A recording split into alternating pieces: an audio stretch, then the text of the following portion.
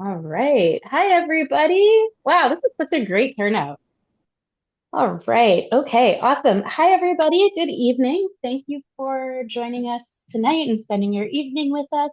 My name is Sarah. I am one of the current co-chairs of the James Walk, um, of James Walk. And we're excited to have you all join us tonight. We have a really, really great group. So we have folks joining us tonight all the way from the United Kingdom, Mexico, India, folks from Scarborough, folks from downtown, folks from sort of all over the place. And we're really excited to um, just spend the evening with you and kind of help you work on some of your walk ideas, help seed some ideas, help sort of just get the juices flowing. Um, I will pass off in a moment to introduce Cass as well, but before we get started, can I just get a show of hands from folks, or you can put a little reaction emoji or whatever. Has anyone attended a James Walk Walkshop before? Okay, I've got one. So I've got a couple folks for this being their first time. Has anyone led a James walk before? Okay, so a little bit mixed across the board. Okay, awesome. So before we get started, I'm just going to hand over to Cassandra just for a moment so that she can introduce herself, and then we will get started with our workshop this evening. Awesome. Thanks, Sarah. I can't see everybody because I'm hosting the presentation, but I want to say just thank you for coming. And me and Sarah are super happy to be co-chairs for Jane's Walk and leading this year's festival. So we hope that you all walk away with some tips and suggestions and lots of really great ideas to start your walks for this year. So we shall get it started. Okay, great. So we're going to start off with a land acknowledgement. And something that I've sort of learned in my practice when it comes to land acknowledgements, it's really important to connect your own sort of story and um, the land that you're on and why you're on it and how you interact with that land. So I'll read our land acknowledgement. So our cities, communities, and neighborhoods can play a vital role in providing shared spaces for all people and are an important space for reconciliation and decolonization. City builders like James Walk leaders can play key roles in questioning and unlearning colonial structures, fostering long-term relationship building, creating space for learning and healing processes, and sharing space with those whose traditional territory was the land we are standing on today. Decolonization requires us to observe structures of power, critique and redistribute power whenever we can. It requires active listening to unique needs, experiences, and the priorities of the Indigenous people of all Takaranto, Turtle Island, and beyond. And as we go through our workshop today, and as you participate in the James Walk Festival, and as you're thinking about the walks that you're developing and the folks that you are bringing along with your walks, it's important to recognize and understand the land that you're on and your own unique relationships to the land. So we all have our own ways of experiencing land and histories and engaging with the people that have been here before us, the people that will be here after us, and it's just important that we keep that in mind and do it in a respectful and good way. Awesome. Thanks, Sarah. And so, for those of you new to Jane's Walk, as many of you may know, it's a free community-led series of walking tours across the city, inspired by urbanist Jane Jacobs. And so, this is really an opportunity for all of you to really share your stories and your perspectives and explore the city, connect with people, and engage with other people as you walk through different neighborhoods and different parts of your communities.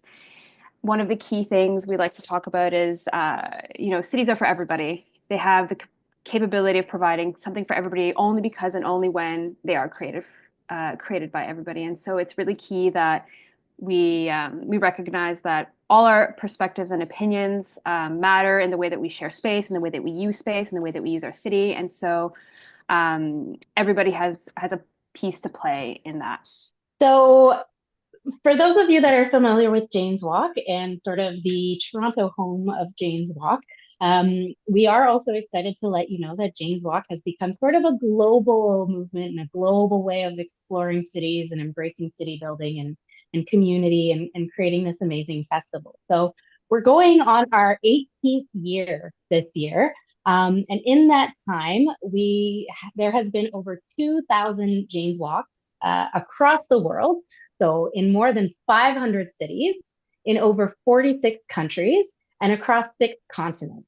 So it's safe to say that these ideas of citizen-led, community-led, resident-led city building engagement and community building has really spread, and we're really, really excited to be in Toronto, which is sort of the home of Jane's Walk, and so we're excited to have you all join. All right, so people are still joining, and so as people join, we just want to remind you, let us know who you are, where you're coming from. Please engage in the chat, and let us know anything. Have you done a Jane's Walk before? Are you excited about doing a Jane's Walk? Anything like that, please feel free to use the chat to engage with one another and share any ideas as we go through kind of the process. We also asked the question, who has attended a Jane's Walk before?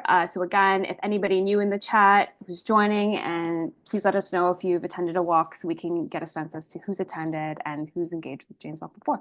So one of the things that we really love about Jane's Walk and about this participatory way of engaging in city building and community building is that anybody can be a walk leader because everyone is an expert in their own experiences, in the places where they live, where they work, and where they play. And this is really a great opportunity to share your experience. Maybe you have like a really, really great story about a super niche topic.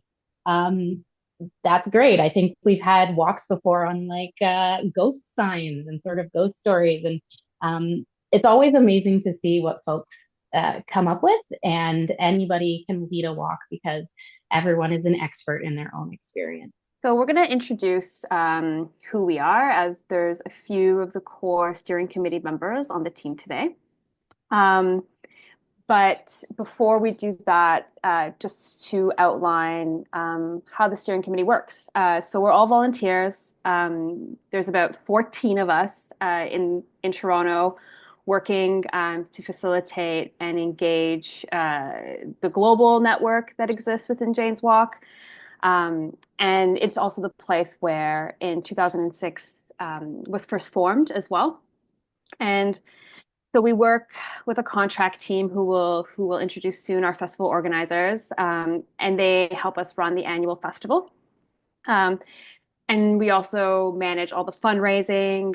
We organize, we partner with different organizations to keep the festival running in Toronto and to keep a lot of our websites and our platforms running. And so if you're engaging with Jane's Walk, you're likely engaging with the steering committee, and most of us are in Toronto, but we also have some in the UK, and we also have members, of course, more broadly around the world. And so here's our lovely steering committee. So we have Claire and Adam and Susan on the call today as well, who will also be popping in and chiming in the chat if anybody needs any support. And myself and Sarah as co-chairs. So we're a big team and we're a mighty team, and doing our best to make sure that this year's festival runs smoothly and that everybody has access to information and can reach out to us at any time if they need any additional support. So I'll pass it on to our amazing festival coordinators this year. Hi, folks. Thank you all for being here and coming online and joining us for this workshop. My name is Igor. I'm one of the Toronto organizers, and I'm also joined by Mehdi. Mehdi, I don't know if you want to introduce yourself. Hey everyone, can you hear me? Yeah, we can. Awesome, great. Hi everyone, my name is Mehdi Khan. I'm also one of the festival organizers for this year. A little quick backstory about me and Igor. We actually were the festival organizers for the 2020 Jane's Walk Festival. So that was a very unique festival where, if you folks remember, completely online version.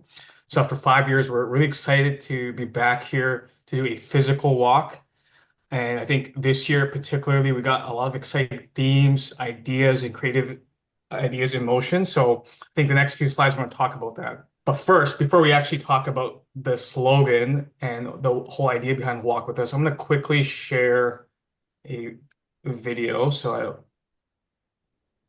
Okay. Yep, again.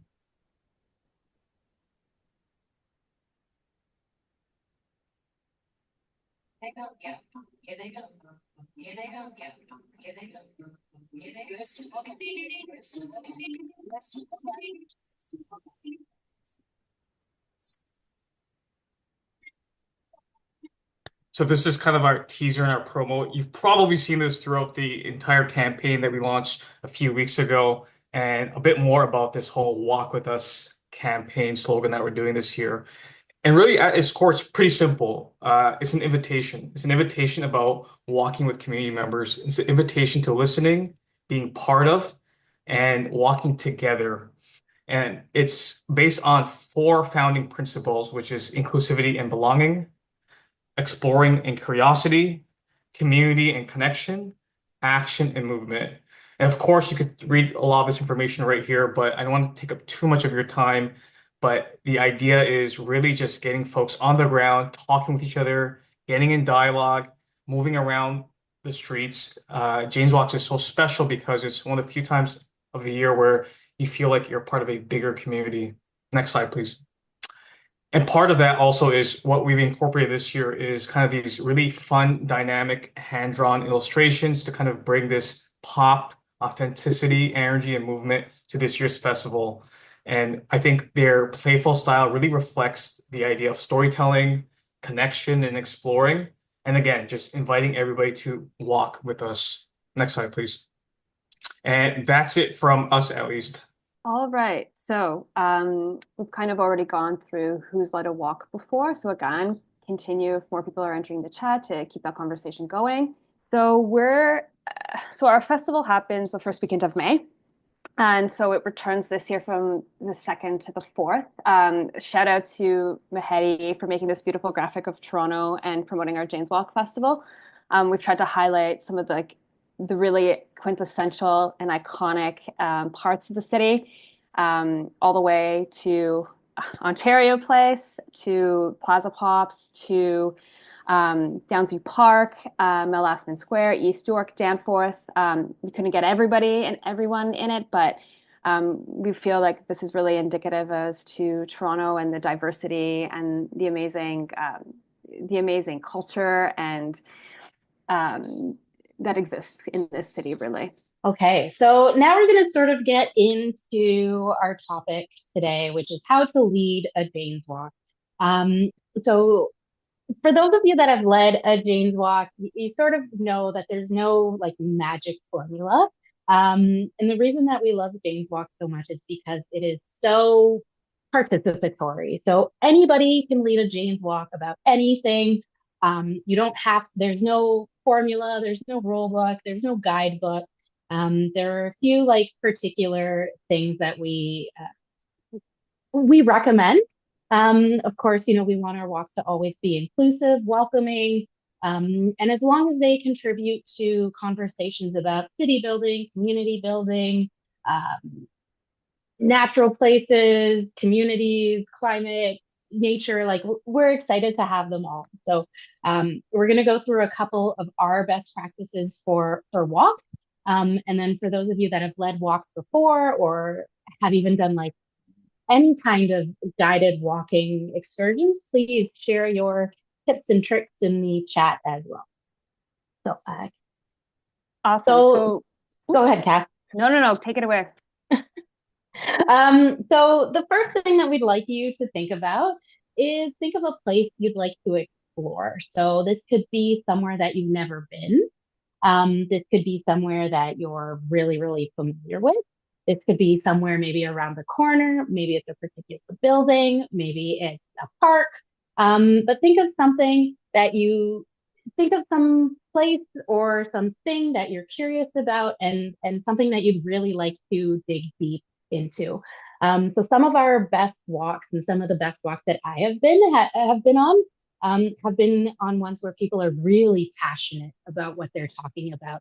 almost sometimes to like a nerdy degree. So when folks are really excited about like super niche topics or things that you probably wouldn't explore otherwise, it really makes for a really great, fun, engaging walk. So get comfortable with with the place that you want to think about or the topic you'd like to discuss.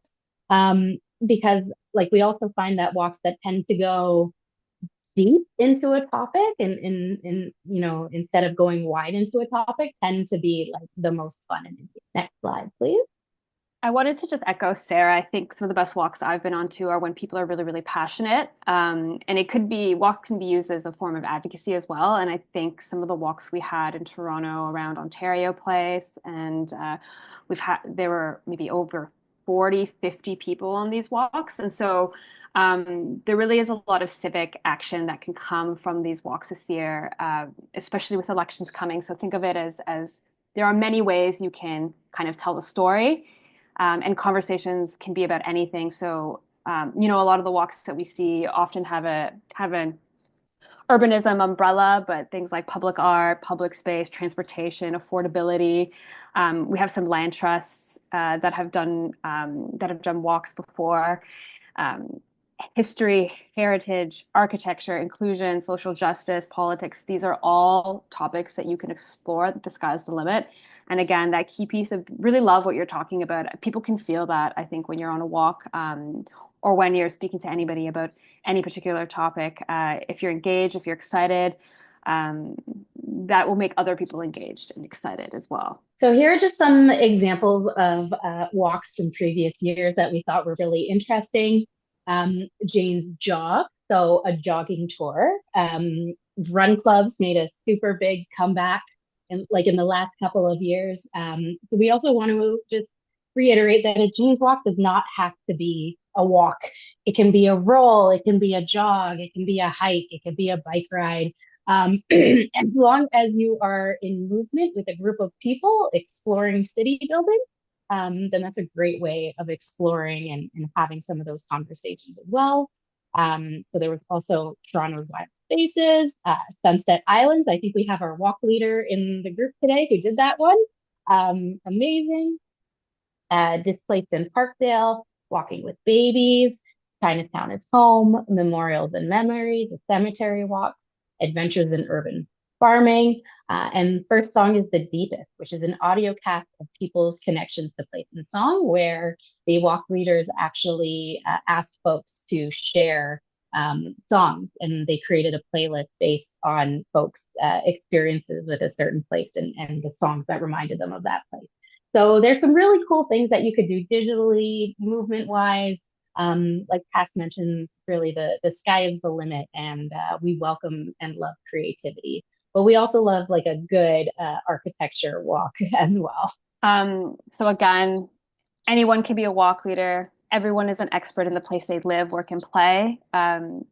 Really play on your knowledge and your experience. And I think that gives other people a platform to also engage and talk about their experiences. And I think that's when really interesting conversations and connections happen, because two people can have a totally different experience of a topic or a place. And I think that's one of the best things about Jane's Walk really is having multiple people, from different perspectives and with different ways of approaching things and engaging and talking about that, especially in an age where things are so polarized. Having space to do this and having the option to meet different people from different walks of life is a really, really, really amazing thing that the platform of Jane's Walk allows to happen. And of course, sometimes you just have to do it. So grab a friend, go for a walk. We really sort of recommend folks to do like a test run of their walk beforehand. Take a look for things like accessibility, take a look for things that might be interesting. And as we know, like our cities and our communities are always changing. So don't rely on things to be there that have always been there. Sometimes they can move. Sometimes that's a story in itself as well. Take a look around. What's new? What's interesting? What stands out? What is something you've always been curious about that you want to learn some more about? So, and we say grab a friend because sometimes it's nice to have somebody to bounce ideas off of. And sometimes having like another perspective is good too. So you can maybe you notice one thing and then your friend notices something else and it becomes like a bigger conversation. And of course, we always think that it's great when we're building connections and community with each other. And I was just going to say also, I mean, it's great that if there's some back and forth that you can co-host a walk together, and so things can evolve by just bringing people along with your walks. And I've seen, and sometimes it's also really nice to go on walks where people are engaging between each other as well. And so that's also always an option. Again, endless ways you could engage and host a walk. So we also do recommend that you do plan a route, so you have a sense as to where you're going and set a date. Again, you can do this alone with a friend.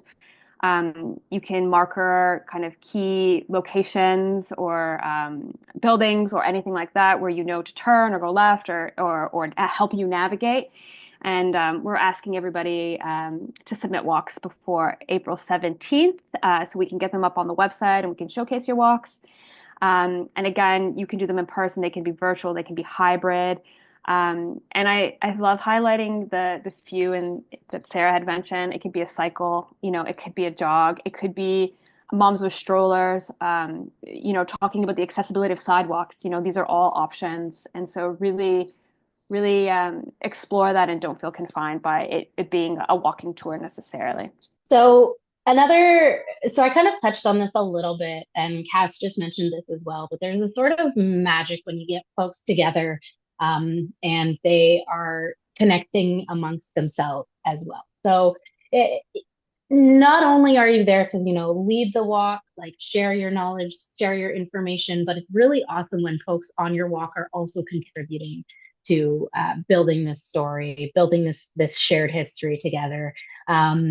Like maybe you've had someone on your walk that has like a really great story about something that you're passing or a community that you're in. So we also want you to encourage, we want to encourage you to think about ways that your walks can be reciprocal. They're conversations. They don't have to be a lecture. Even for folks that may not feel comfortable, like completely like leading a walk, open it up to the rest of the group, provide opportunities for folks to engage. Like this is really about Jane's Walk at its core is really about community building, and strengthening those connections between each other and finding common ground and exploring and learning and sharing together. So we really want you to encourage as well to like have conversations with folks, like learn together, share together, and be open to what other folks have to contribute. Yeah, and lean on that conversation bit rather than a walking tour bit. I think that's a really important thing. And then if it's your first walk, it's actually really nice to have friends and family and your community come out and support your walk. So if it's your first time, try to get everybody to support. And again, you can always pre-co-walk and do all of that, but it's really nice to have a support system when you first do a walk, or if you're worried about who's going to show up or who's interested or anything like that. So that's a really nice way to make you to get you feeling comfortable, and then also prep questions, or if there's anything to create dialogue. If you're really wanting to have conversations happen, is having friends and family spark that kind of can break the ice too. So those are all like some quick tips if you're a little bit nervous about hosting your first walk. And then, of course, show up. It's really important to show up. I've been on walks sometimes where I've been the only person walking. I've been on hikes sometimes where I'm the only person hiking. But, and I mean, like nobody else was there. It was just me as the leader being the only person. But sometimes that can be really, really great too. Just walk, show up, have fun, enjoy the day, connect with folks, and just like it's supposed to be fun. It's supposed to be a festival. Yeah, and we always say this, just show up, show up, because we need folks to continue doing this really, really important work of bridging communities, bringing people together, building these connected cities together. So thank you, everyone who has already signed up to be a walk leader or who is working on becoming a walk leader. We really couldn't do it without. All right, so we're going to go through a few quick tips to start your walk, and some of them are just kind of re-solidifying some of the things we've gone through. And so the first one is just don't worry about being an expert. Again, we're looking to have community conversations, and nobody is an expert on absolutely everything. We're learning, every day, and within every subject and every sector, things are changing. So again, remember to put your spin on it, and to not feel intimidated that you're not an expert or you're not a subject matter. You're not the most familiar with that subject matter. It's all about what you think and what you're bringing to the table. Oh, excuse me. Yeah, learn a little bit about your local change makers, your community, and James Jacob. So, depending where you are, there's always sort of like a resident group or community group or grassroots group that's doing something really cool, something innovative. Take some time to learn about them, what they're up to, what they're doing. Learn about your community history. Has there been like any major policy decisions or construction decisions or anything that's really made an impact and changed the way that the community is now? That could be positive or negative. And then take a little bit of time to learn about Jane Jacobs too. We really encourage you to engage with the Jane Jacobs principles that we have on our website, because those kind of give you a little bit of framing for maybe things that you want to talk about in terms of accessibility, safety, access, and sort of general community building. And speaking of accessibility, that's a good thing to point out when you're kind of assessing your route. Can everybody access it? Is it loud? Is it, what's the lighting like? Depending on if you're going close to the end of the day or the beginning of the day, what's traffic like? How many people are using the sidewalks? Some parts of Toronto don't have, and some parts in many cities don't have very wide sidewalks. So thinking about all of those pieces are really, really important. All the sensory things around you, I think, are really key to remember, so that anybody can access their walk, whether they're walking or not walking, or can hear or can see.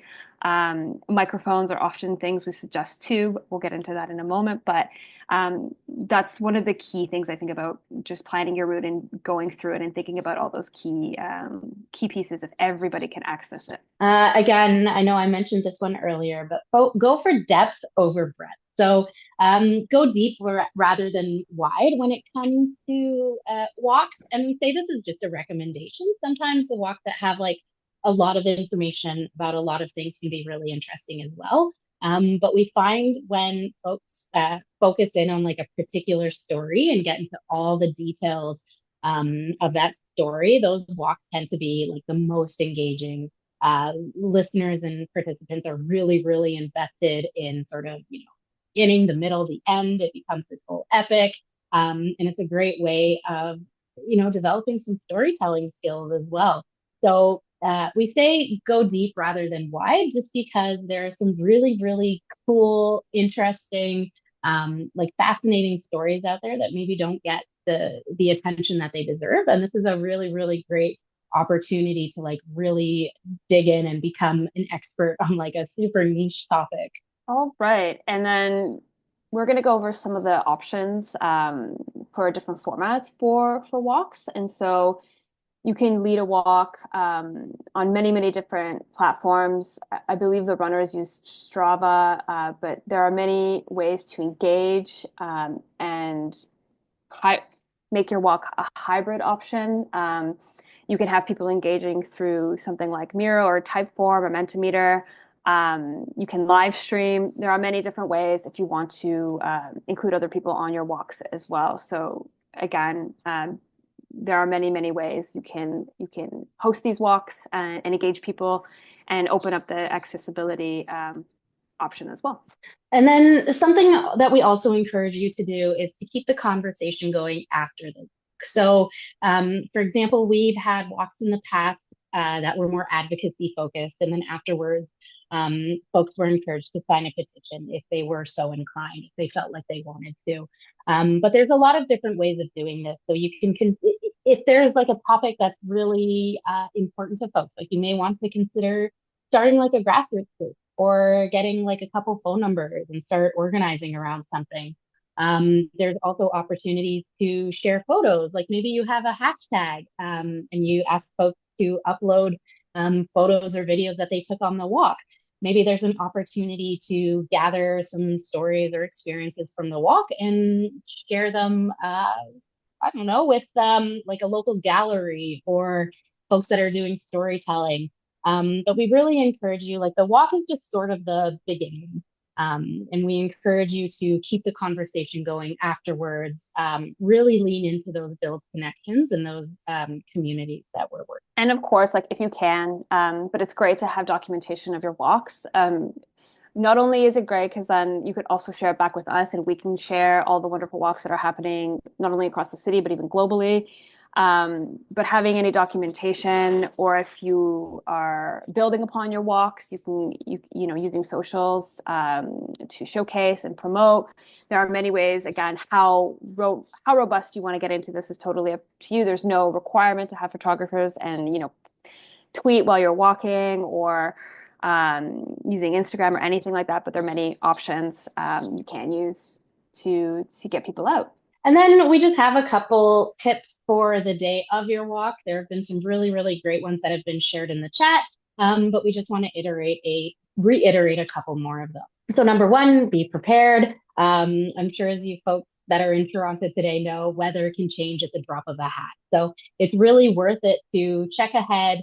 Is it going to rain? Is it going to snow? Is it going to be cold? Is it going to be sunny? Jane's walks happen rain or shine. And bringing an umbrella or a hat can really make the difference between a great experience and one that's maybe not so fun. Yeah, and note that many people still continue their walks in the rain. I did one last year, and it was actually one of my most memorable walks, walking through Kensington, and there were like 15, 20 of us with umbrellas and raincoats and boots. And so those can also be memorable with when the weather is unexpectedly disturbed, not off-putting, but you know, kind of catches you off guard. So really important to think about those key things. Also, don't do all the talking again. These are walking conversations and less about walking tours. Find a way to be heard. So somebody mentioned this as well, but if you're going to be walking in places where there's a lot of car traffic, you may want to consider bringing a megaphone, a PA system. I've led walks before where afterwards I've lost my voice for like a day or two because trying to shout over traffic is really, really hard. There's also opportunities if you can kind of like duck away into like an alley or a quieter space, think about that as well.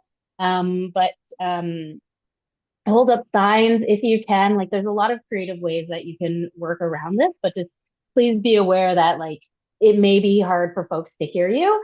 Something you may also want to consider is having multiple walk leads. So that way you can kind of break your group into two, share the same information, and that way you're not yelling to like a huge group throughout your walk. Another fun thing is bringing artifacts, so photos, maps, anything that's like tactile, so you can engage in that way. So don't feel limited, or you have friends who carry things for you. However you want to incorporate a more dynamic walk, feel free to bring props and use things as well. And then, you know, for those of you that are first-time walk leaders, or just anyone that needs a reminder, just let it go. Take a deep breath, relax.